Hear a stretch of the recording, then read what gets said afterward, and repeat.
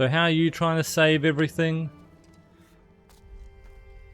You wouldn't care if the world dies because your bunker will still survive. It survived all the other times. There you are. Feeling better? Oh, we're in... How did you find us? At the cauldron? And what did you do to everyone right before I passed out? All business, I see. Well, suffice it to say we were keeping a very close eye on Hephaestus, knowing we would need it at some point. Your ruse didn't fool us, and as for my little trick, it was an overload of the senses, accompanied by an energy discharge. Gerard and Eric were only momentarily disoriented due to their shields, but it rendered you unconscious while I got you out. Uh-huh. Perhaps some breakfast might steady you a bit?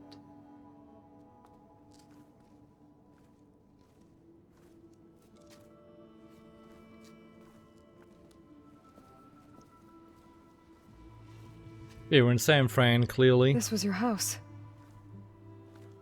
The one you recreated for Beta, in the data channel you shared. How perceptive of you. Please, this way. After everything your people have done, you think I'm just gonna sit down and have a chat with you? They're not my people. They never were, and especially not now. Yeah, okay, sure, buddy. You just shot spent off into 1,000 space years with them. and Yeah. live with them for 1,000 years before coming back. So what made you suddenly turn on them? Quite simply, this. My old focus. You repaired it? But that means you've seen. Incredible things. What you've accomplished in 2 decades of life.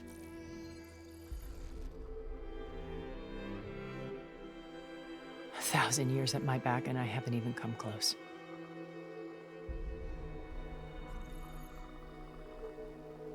I'm sorry if I invaded your privacy, but I had to.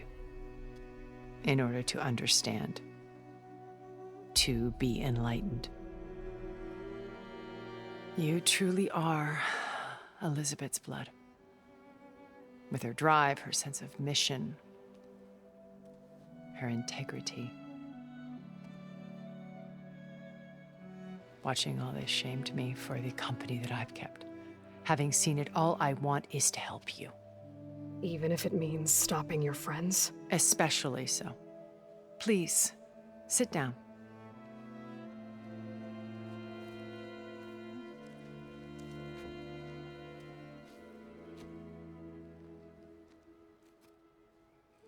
There.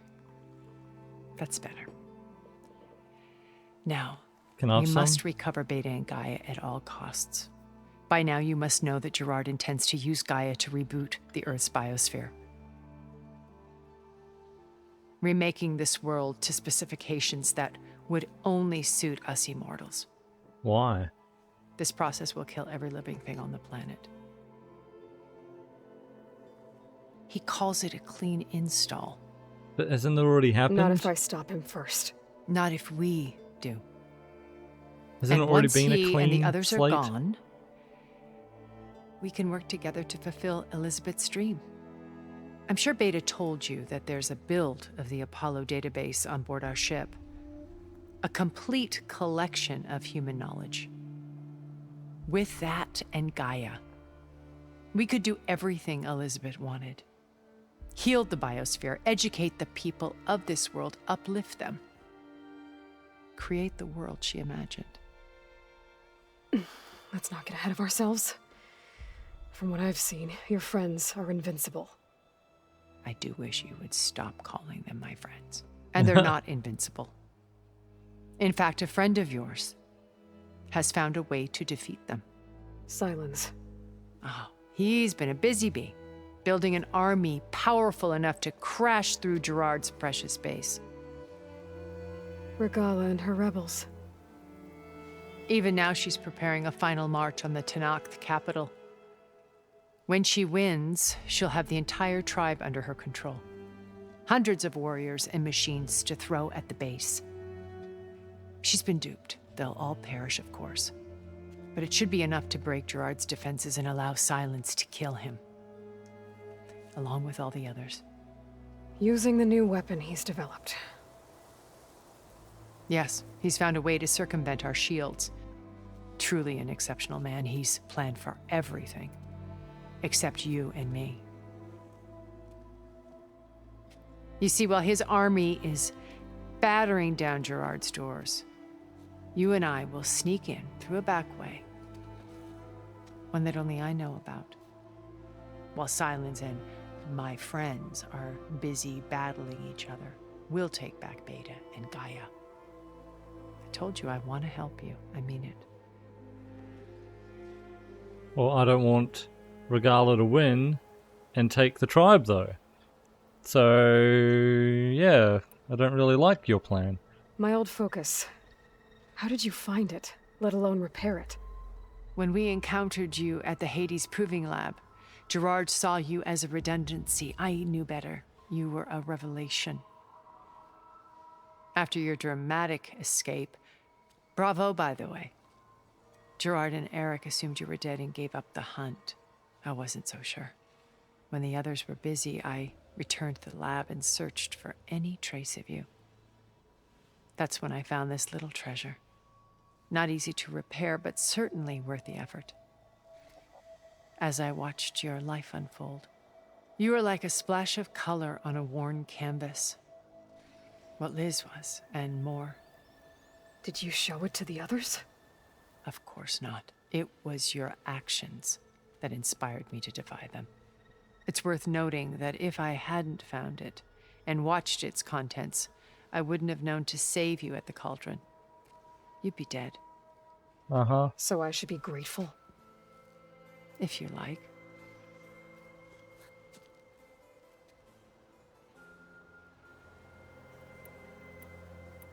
So you know all about me.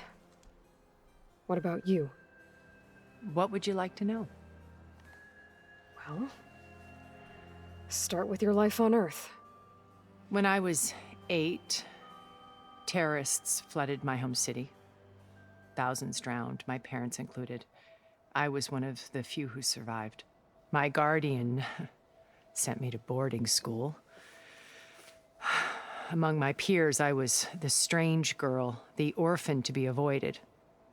All because of circumstances beyond my control. Oh. So we're a lot alike, huh? Aren't we? You were an outcast. But you didn't let that stop you from getting what you needed. Neither did I. I climbed my way out of desolation and used my wits to build a fortune. First, from the technical analysis of art and the detection of forgeries. Profitable expertise in those days. But as it turned out, the software I developed was even more useful for counterintelligence. From there, it was only a short step to gathering extremely valuable intelligence on my own. You were a spy? More like a service one could turn to for information. I had to remain anonymous, of course, to protect my privacy. But despite that anonymity, Far Zenith inevitably sought me out. Okay. What happened when Far Zenith approached you? They painted an irresistible vision of humanity's future. One where we need not fear illness or death, where we explored the furthest reaches of the stars and thrived. It was only later that I realized that they only intended to bequeath this future to the rich and powerful. By the time I finally figured it out, the walls were closing in, Pharaoh's machines were devouring the earth. So I accepted Far Zenith's invitation to a berth on the Odyssey. Well, I mean, yeah. I wanted Liz to come, but she had nobler plans, as you well know.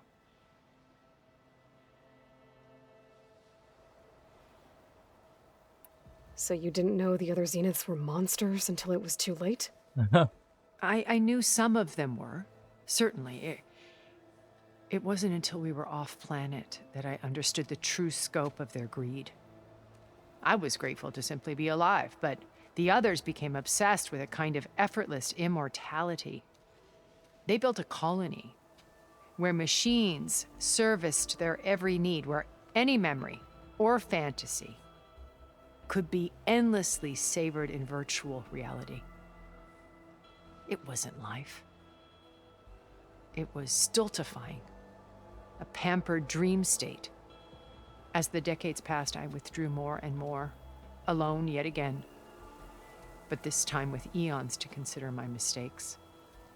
Now, finally, having met you, I feel like I have a second chance. To do what?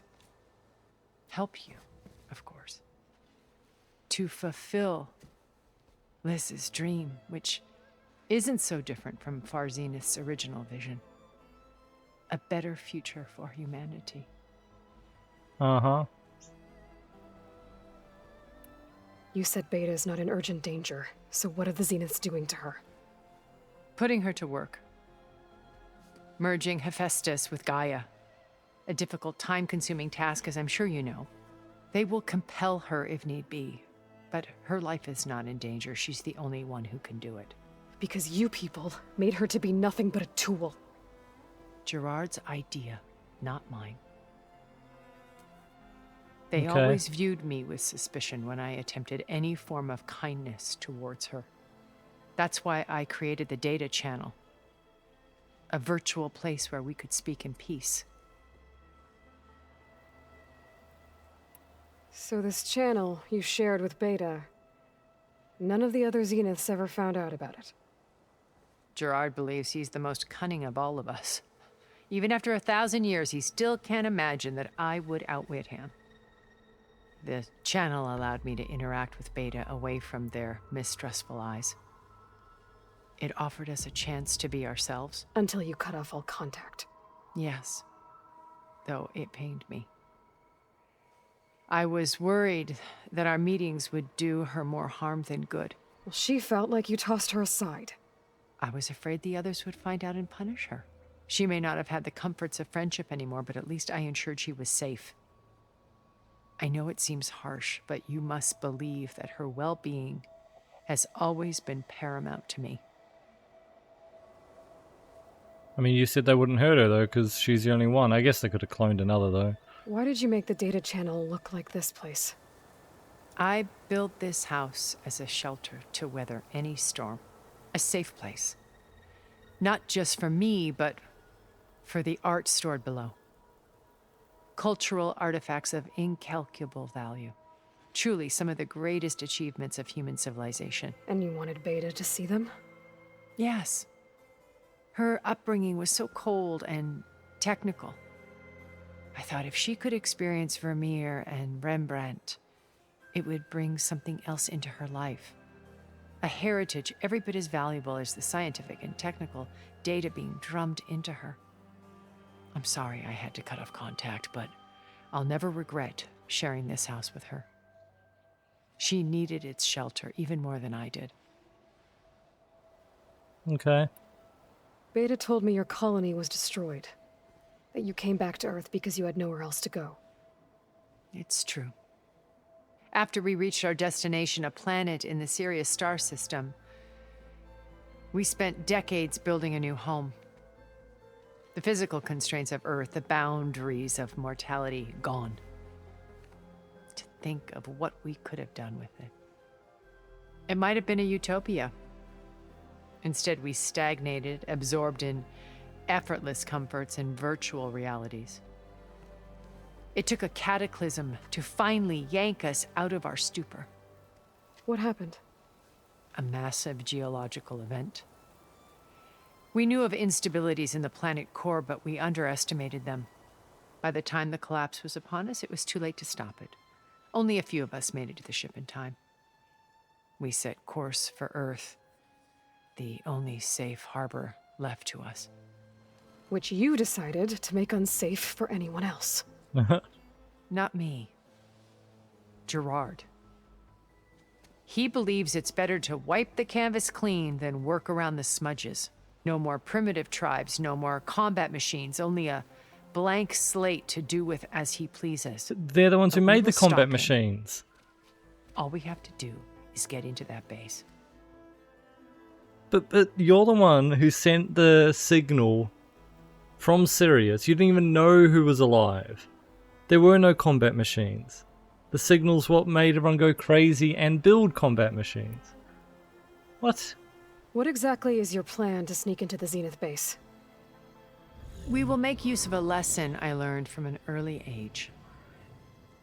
Always know your exits. In this case, a place where Gerard's new construction meets the ancient foundation, a passage that only I can access. When Silence flings his army at the base, we will enter through this back door, bypassing most of the fighting. The distraction will provide us with a window in which to rescue Beta and Gaia. Okay. Once we're inside the base, where will we find Beta and Gaia? Here in the command center. By then, Gaia will have been reunited with all of its subordinate functions, including Hephaestus. What about the alpha build of Apollo on your ship? A simple matter of recovery once the others have been dealt with. With that in hand, we'll have everything we need to make this world as it should be. So how many of them are... We know three, and there was the fourth one that died. How many others are there? How do you know about Silence's plan? He isn't the only one adept at spyware. You hacked his focus? No, he's too careful for that. But his subordinates? Not so much. He gave additional focuses to the tribals he branded the Sons of Prometheus. The ones working with Regala. By tapping their focuses, I learned about most of his dealings. The distribution of override technology, the arming of Tanakh rebels, and the secret pact with Regala to attack Gerard's base. But how did he come up with a weapon that can take down your shields? That's the one thing I haven't been able to figure out, but however he did it, I'm quite certain it will work. With it and the Tanakh army, victory seems to be within his grasp. Such a shame he'll be disappointed. Why do you know he'll fail? Regala's only interested in killing Hekarro and waging war on the Karja. What does she have to gain by attacking Zeniths? It's the price she must pay for her war. Without the ability to override machines, her little rebellion would have languished in the desert. So she trades with the Sons of Prometheus. Machines to help her overthrow Hekarro. In exchange for an assault on the base. Pride has deluded her into thinking she can actually survive such a battle. And all without ever knowing who the Sons of Prometheus really answer to. Yet for all of Silence's brilliance, still he underestimates you. That blind spot is what will allow us to take Beta and Gaia right out from under him. While hundreds of Tanakh are cut down outside. Exactly. So you knew Elizabeth. What was she like? Liz was everything she was. I see in you. And more. Your ingenuity, your determination, your moral compass. You've managed to distill her greatest qualities and make them your own. I'm not asking about me. Tell me about Elizabeth. What was she really like? The honest answer is that I don't actually know. For all the time that I spent with her, she always kept a part of herself locked away. It was like that from the moment we met. Okay. So when you met Elizabeth, she was what? Distant? Aloof? Not aloof. Not exactly.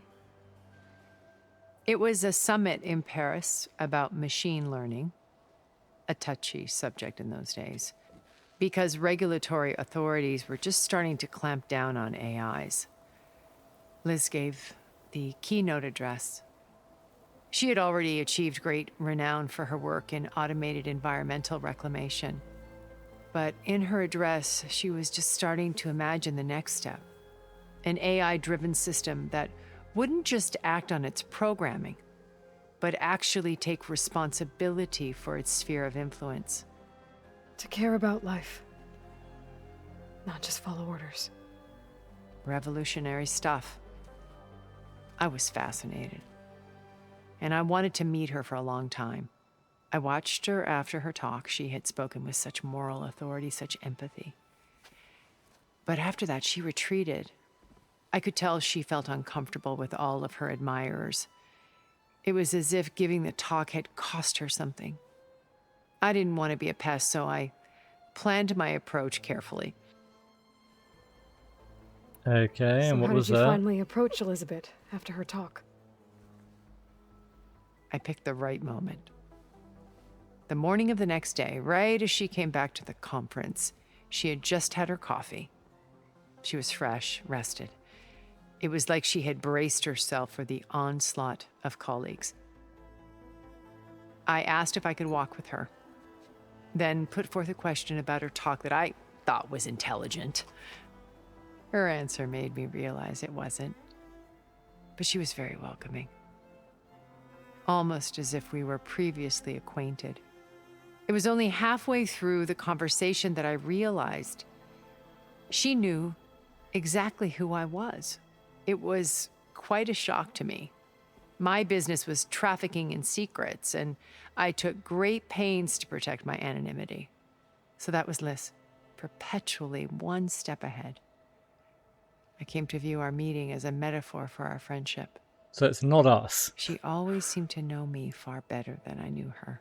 We're never one step ahead. Simon's I guess always I a have step a ahead of feeling. us, etc. Okay.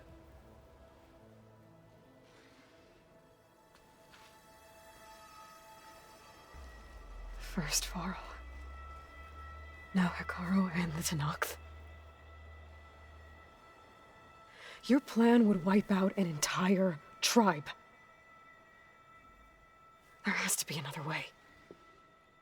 We are in an admittedly desperate situation, but I assure you there isn't. Remember Zero Dawn. Elizabeth's sacrifice. Sometimes many have to die for a new world to grow. If it looks impossible, look deeper. Wait. The data channel. It still exists, doesn't it? I need you to open it. Let me talk to Beta. Impossible. We might be detected. It's worth the risk. There is another way, one where the Tenakth survive. But we won't. If the others... If you want to help, open it.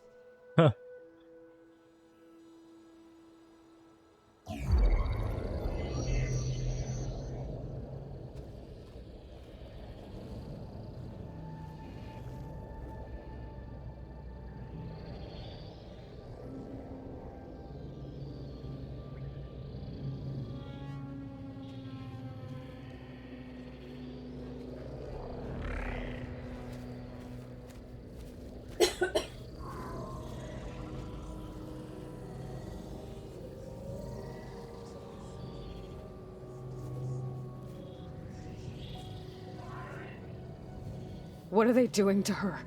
Virtual reality dissociation. The manual merge of Hephaestus will take hours upon hours of tedious micromanagement. If she resists the work, they run simulations to induce feelings of isolation and despair. Beta, can you hear me? You're alive. They're watching me. I can't hold up this extra projection for long. You should have killed me. No. No, look at me. I'm coming for you. I promise, okay? I just need you to hold out a little while longer and work on the merge.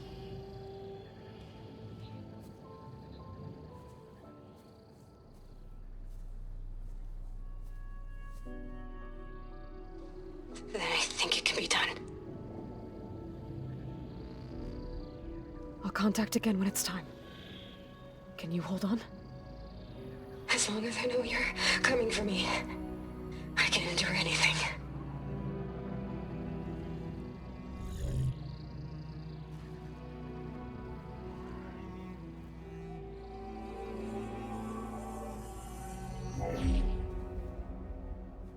All right. I did as you asked. Now I think you need to tell me what you're planning. I'm going to take Sylens' army away. I don't need it. Only the weapon he made to penetrate your shields. And how do you propose to get it? Ask him nicely? Without Regalla and her rebels, he won't have a choice. We'll be his only option. Only option for what? What did you tell her? That is between me and my sister. Will be Sylens' only option for crashing that base. I'll tell you the rest later. But first, there are a couple of things I have to do. Oh. And what are those? Lay my friend to rest. And then I'm going to use the override that Beta gave me at Gemini to put an end to Regalla's rebellion. From the air. Wait. Since you insist on doing things your way, I know of something that will truly help you make a grand entrance with the Tenakth. The ancient Horus Titans still possess electromagnetic energy cells as part of their arsenal. Drop one of those on Regalla's army and they'll receive quite a surprise. Okay. Thanks. So go, do what you must. I'll come to your base if you manage to bring Sylens to the table. Not if. When. I'd be more worried that she's hacked our focus at this point. Talked about how she's hacked everyone's focus. Erend, are you there? Aloy! Aloy, is that really you? Yeah, it's me. Where's everyone else? We're all... we're back at base. What happened? It might be easier to explain in person. I'll try to join you there when I can. Okay. We'll wait here for you. It's good to hear your voice, Aloy.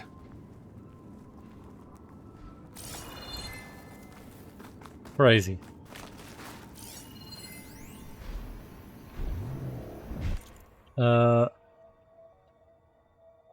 Okay.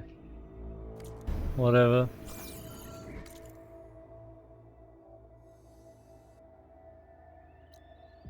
Okay. So we're way down here.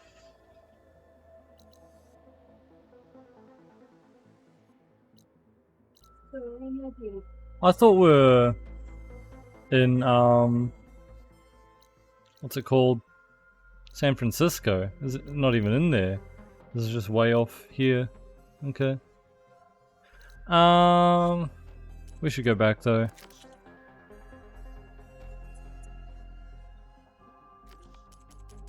Alright. The hell is that?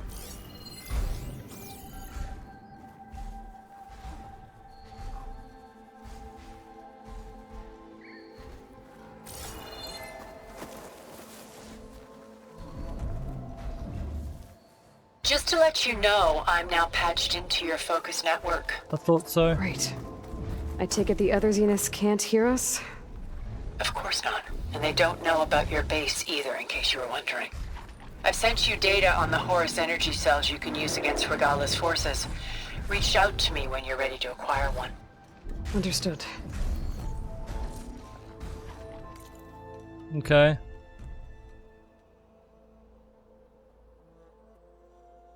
Zero Dawn Communications Relay should do the trick. Tallnecks. Override it as you normally would. Signal will automatically transmit every EMP on every Horus within a 500 kilometer radius. Okay. Wait.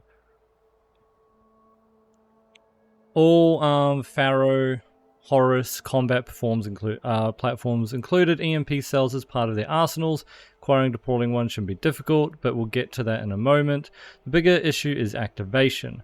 Barring extraordinary circumstances, such as interference from Hades, as you experienced last year, all Horus munitions are inert. deactivated by Minerva's decryption regime during the 21st and 22nd centuries. To render the EMPs operational, we have to skirt those efforts. I devise a way to do so without causing unwanted repercussions. Okay, a bespoke code signal that should enable all and only such devices in the vicinity. I've transferred it to your focus. All you have to do now is send it to out. A Zero Dawn communications relay should do the trick. Do a tall neck. Override it. And your signal will automatically transmit every EMP on every Horus within 5. Wouldn't that disable every machine? Okay. Onto acquisition and deployment. Horus units are manufactured EMPs in their fabrication bays, then subsequently loaded them onto their multi-purpose appendages or tentacles.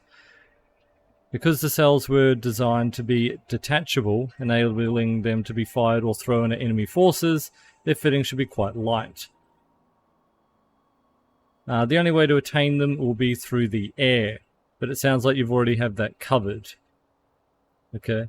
When you reach one, it should come loose with a hardy yank, rust or corrosion notwithstanding.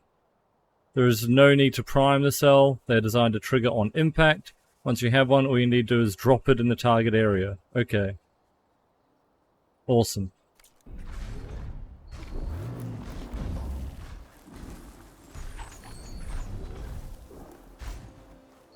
Sounds good. There's a lot of fluid sloshing around in that bellovac sack.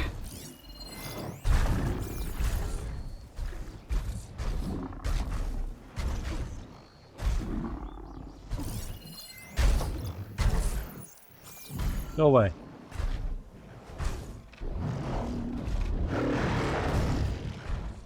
Or you're taking too long. Go away. Holy shit. Get out of here.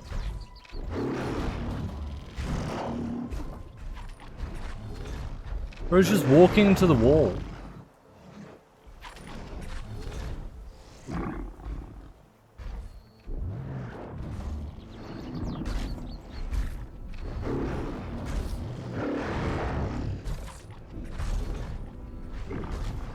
Okay. Now the other one's coming back. Whatever.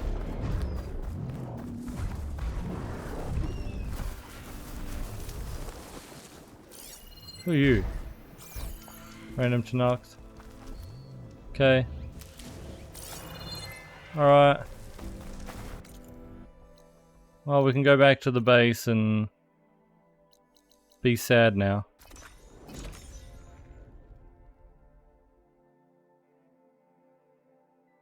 Man, that sucks about Vol. Thought those looked like snow clouds. Zoe's probably gonna be sad.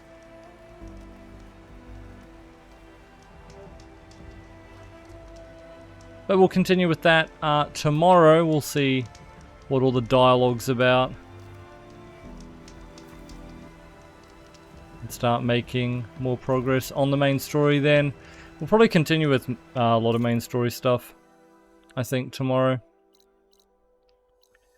We'll definitely do whatever's next. It sounds interesting. But yeah, thank you for hanging out. Appreciate it.